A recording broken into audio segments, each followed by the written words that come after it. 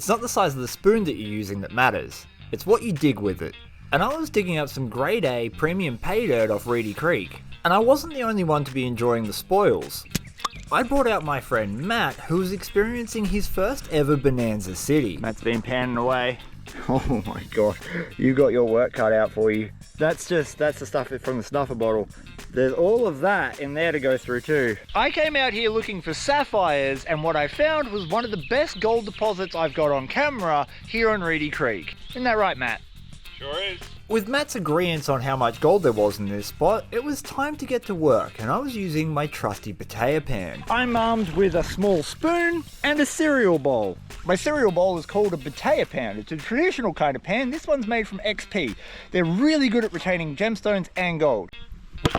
You see, Reedy Creek has a whole bunch of gemstones on it. Diamonds, sapphires, zircons, spinel. I probably mispronounced half of those. And it doesn't matter because they're all here. That's it. That's the stuff. This is not quite as good as what it is over there, but that grey clay, that'll have gold, good sir. It will. It better. It better. There's a bedrock shelf that runs across the creek at this point, and I'm working a spot just here, trying to dig through the overburden. Oh, we're gonna have to do some rock clearing, I reckon. Ah ha ha! Just the tip. What? There is so much black sand in this clay. And black sand is good because that's where gemstones and crystals also tend to hang out. Ooh! Ah, that's a little crystal. Neat. That's the bottom part of a smoky quartz. Smoky up the top, quartz crystal at the bottom. You can go in my bucket. That's what we're after. This is original bedrock that hasn't been traveling down the stream, it's just breaking up. The reason this area was so rich is because the bedrock had been left untouched by other prospectors. Oh, it's alright. It's not great. It's alright. There's going to be good pockets here though, you watch. You watch! The potato pan is a little different to use, but it's extremely accurate when it comes to gold recovery, and I love using it in spots like this because this pan is huge. It can hold up to 6 full shovels of dirt. In order to reveal the gold, you do the potato pan swirl, this hypnotic little dance of beautiful gravel which sinks all the gold to the very point of the pan, and then you wash off the lights and reveal the shiny stuff. Whew. Good gold. Good gold. Very good gold. Look at that. One pan, all of that's gold. And that's what we're talking about. The last time I was here, I got probably 5+ grams, I'm thinking, of gold in 4 hours panning. It was actually 6.1. Don't want to be greedy now. But at the time of filming this, those concentrates were sitting in my shed doing their own thing. And speaking of crushing it, thank you to all these guys who are channel members and patrons. Whilst I love every single one of my subscribers that's jumped on board over the years, these guys have directly contributed to helping me make videos just like this one. And I couldn't do this at the same level I do it without those guys, so thank you. That grey clay right there. That's what we're after. I love finding that grey clay on Reedy Creek. It's usually full of gold, black sand, and it complements my beard nicely.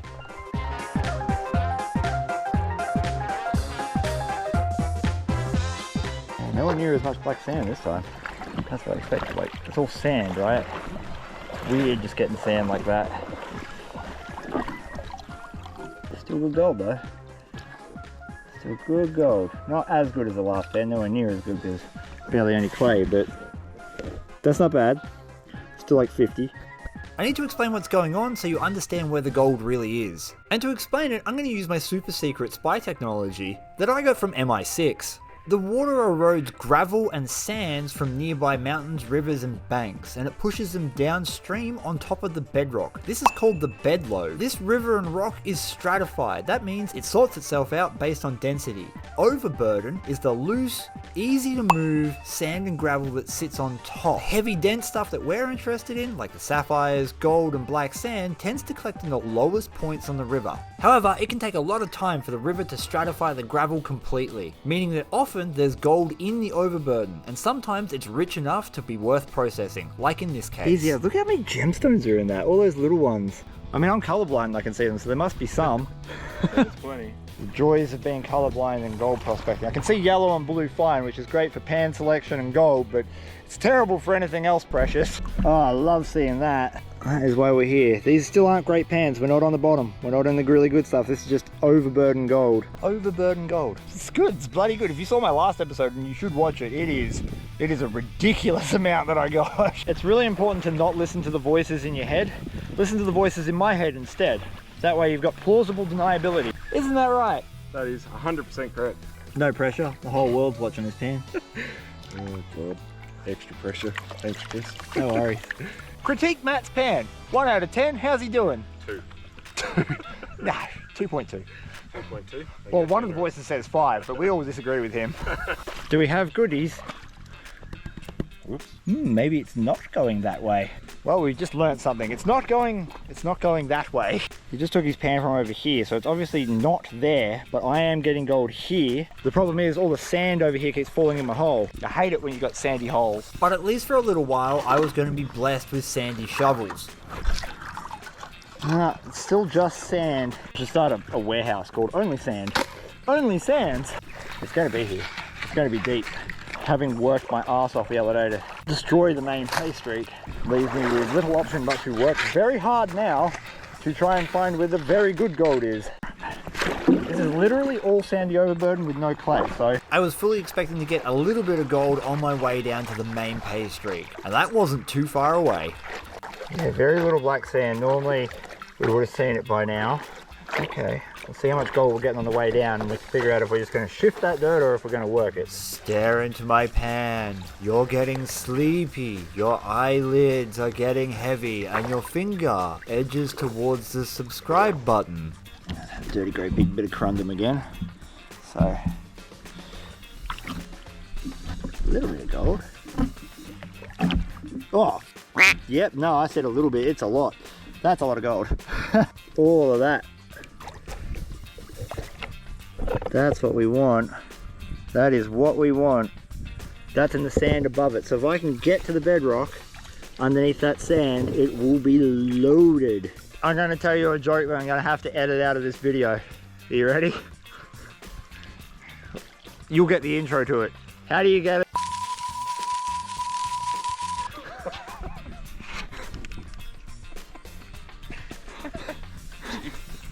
I thought mine was bad. Yeah, I don't know, that's definitely not going to make the cut, but anyway. Oh my God, you're on an angle. Why are you lying down, guy? I'm a professional filmmaker, I should probably make you guys level, eh? We're going with the traditional way of panning these, which is on your knees in the river. That's how you invoke the gold gods to shine upon ye. And the blowflies to enter your eyeballs at velocity. This one looks really good. I'm finally under all the sand. I got a shovel of clay with black sand in it that was visible. I've always wondered that. If I didn't have arms, what would I struggle with the most? If you don't have arms, what's the most annoying thing that we, like, armed people don't know about? I would assume wiping your butt would be hard. Matt's still chugging away there at like 50 plus a pan, and I'm over here with just oodles of black sand. Oh, there's 2 golds right there. Look at that. And another one. Okay, well, now we've got to be careful, right? Because the gold's on top. The last time I cleaned up from this spot, it took me and my partner 3 days, 4 hours each to clean it all up. So what's that? 8 hours a day, 24 hours. It took us an entire day. At least this time I know what I'm getting myself in for. In 2, in 4, in with, in bed with, up against. Black sand on the bedrock be thick, yo, like really thick, and it was too much to separate on the creek, so essentially this is just a little bit of the gold in the main pay streak. Oh, the gold's good. The gold is good. Oh. That's what I'm talking about. Whoa, that's what I'm talking about, boy. That is what I'm talking about. That's a good pan. Couple hundred flakes of gold. Oh. Look at it all. Right, should we try and get one together? From here on out, every pan was pretty much identical. As long as I was getting grey clay off the bottom, I was getting amazing gold. This is looking promising. We're getting pockets of that clay that I've been looking for, heaps of black sand. Maybe this will be a really good one. And spoiler alert, this pan was phenomenal.